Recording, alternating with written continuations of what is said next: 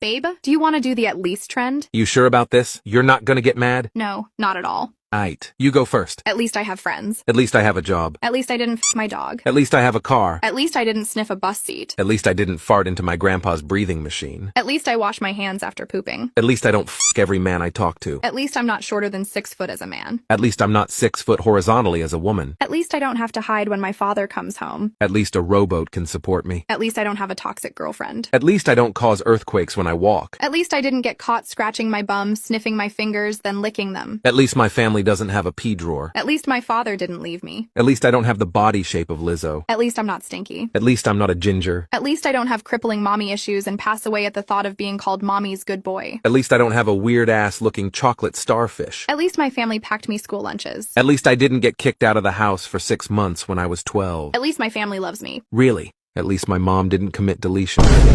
At least my father didn't go back to rehab 4 times, and each time he'd promise me that he would get better. At least my older siblings didn't have to take care of me my whole life. At least I didn't have a broken childhood. Hello? It's your turn, by the way.